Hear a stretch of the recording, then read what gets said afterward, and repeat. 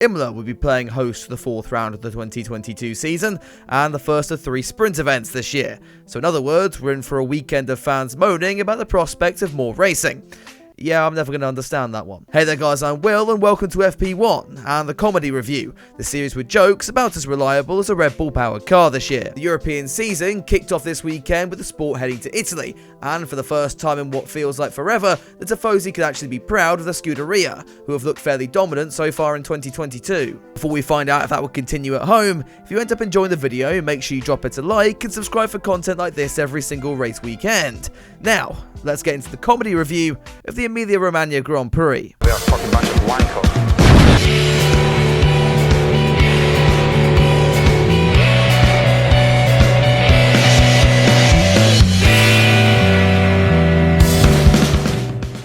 Let's begin as we usually do with the news, and the big story this week was Carlos Sainz being confirmed with Ferrari till the end of 2024. The Spaniard has endured a turbulent start to the year, not helped by him turning his Australian Grand Prix into a beach holiday, but fingers crossed his 2-year contract puts his mind at ease, and that this comment doesn't age badly later on. The other talking point in the 2 weeks off regarded the Aston Martin safety car, and how much slower it was compared to its Mercedes counterpart. However, this matter was quickly resolved, when the FIA issued a statement basically telling everyone to shut the f*** up. And finally, we got some more information on the 2 new F1 video games coming out this summer, with the main series rebranded from F1 2022 to a shorter F1 22. I guess EA just didn't want fans to confuse the year with how much it will cost to buy all the microtransactions in the game. Let's move back to reality though and into FP1, where we got to see the new generation Formula 1 cars in the rain for the first time. Championship leader Charles Leclerc seemed to mistake this session for a showrun in his Ferrari, however, as he practiced some drifts and donuts in front of his fans at various points around the circuit. He still managed to claim the top spot come its end, however, with teammate Carlos Sainz not too far back in second. Meanwhile, at the rear of the field, Latifi was doing what Latifi does best, blaming the car for going off into the gravel before getting the hand of disapproval from Max Verstappen at the final corner. The session would end with Porridge Man going for a spin at Aqua Minerale, as F1 prepared for Friday qualifying in similar sodden conditions. Q1 would start with a bang, quite literally, as Alex Albon's rear brakes opted to shit themselves all over the circuit, leading to a pause in proceedings as the red flag was brought out to clean up his mess.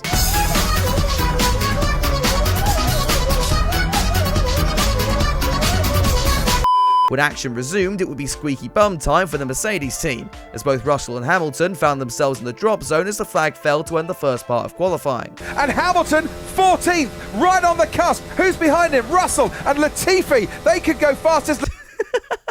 Both Mercs would end up escaping embarrassment, but the same couldn't be said for the AlphaTauri duo, whose new upgrades left them 16th and 17th at their home event. The track would dry for the start of Q2, but the rain was starting to come in again, meaning we had a flurry of drama as the drivers headed out on the soft tyres for the first time all weekend. Carlos Sainz showed Ferrari why he deserved his new contract by topping the timing screen, before immediately undoing all that work and spinning into the wall on his very next lap. Enter red flag number 2.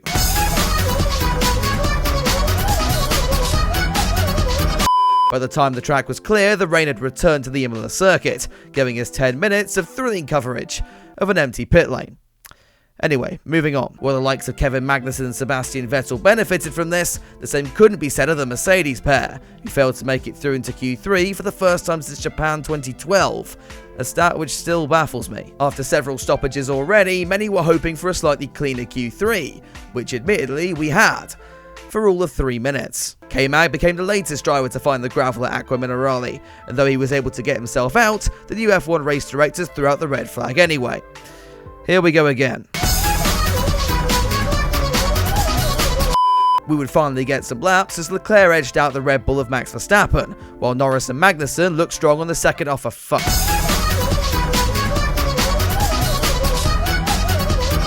Before the reds came out, Verstappen had managed to go quicker, even despite lifting in the yellow flag zone, no doubt angering all of #TeamLH on Twitter. Regardless, there would have been time for one more attempt as the session restarted for a 4th time, or at least there would have been if Lando Norris hadn't gone sightseeing in the gravel. I'm never doing this again. Sunny skies would kick off Saturday's action, with a second practice session before the sprint, though despite some technical difficulties for McLaren, there really wasn't much to comment on here. So let's just skip forward into the first race of the weekend. Leclerc would get the better of Verstappen off the start, while Perez jumped up a few places, and Magnussen thought sprint races at the second formation lap, weaving on the straights and getting himself in trouble with the stewards. Meanwhile, Zhou Guanyu had finally got off the line without difficulty for the first time in his career. Oh, never mind. With the Chinese driver giving his Alfa Romeo an Italian butt lift, the safety car was called out, bunching the field back up again. When it came back in, Leclerc got away well, as his teammate Carlos Sainz made up for his qualifying cock-up, slipping past Alonso, Magnussen and Ricciardo with relative ease. We'd seen some good overtakes, but the battle for the lead seemed pretty much done. That was until Leclerc's tyres decided they didn't want to be quick anymore. Max would pass the Ferrari on the penultimate lap, claiming back his pole for the start of the race on Sunday, and with Perez now improving to third, Red Bull looked pretty set to spoil the Ferrari party in Imola. But would they, or would their engines kill themselves again? Well, let's find out. The rain would return for race day, leaving the track soaked as the lights went out for round 4 of the season. This time Verstappen would get the better start, as Perez jumped ahead of Leclerc to make it a Red Bull 1-2. Carlos Sainz, on the other hand, hadn't fared so well, but at least he got a second beach holiday in as many races, McLaren's Daniel Ricciardo providing him with a free trip to the gravel at Tamburello. Further back, Mick Schumacher got a bit overwhelmed fighting so high up the order, opting to spin out, placing him in a much more comfortable 18th place for the remainder of the Grand Prix. And more drama was in store, as it turned out Mick had clipped the Alpine of Fernando Alonso, causing his side pod to explode and forcing the Spaniard into an early retirement. Alpine were in for more trouble once the track began to dry and drivers pitted for slicks, Esteban Ocon forgetting you can't ghost through other drivers like you can in the Formula 1 game. The unsafe release got the French with a 5-second penalty, placing him out of contention for the remainder of the race. So I hope you enjoyed all that early drama, because that's all you're getting for the next 40 laps. The race directors must have fallen asleep as well, as despite the track drying and the whole field now on the medium tyre compound, apparently it wasn't time for DRS, as the cars trundled around, unable to get close enough to pass. This left Lewis Hamilton stuck behind the AlphaTauri of Pierre Gasly for the majority of the Grand Prix, leading to Max Verstappen coming up to lap the 7-time world champion. What a difference a few months makes. When the stewards woke up and finally enabled DRS, the damage had already been done, with even the commentators saying that they'd rather be waterboarded in an Imola puddle. Except that wasn't possible either, as the rain never returned, and we looked set to have a fairly processional end of the race. Thankfully, the Ferrari of Charles Leclerc gave everyone still awake a reason to keep watching, losing his Ferrari at the Variante Alta and damaging his front wing. At least now, the Twitter stands could walk away happy, as Lando Norris now found himself in the podium positions. As Leclerc fought to try and save his weekend, another battle was brewing between Valtteri Bottas and his Mercedes replacement George Russell over P4. Luckily for Toto Wolff's headphones, his new driver was able to come out on top.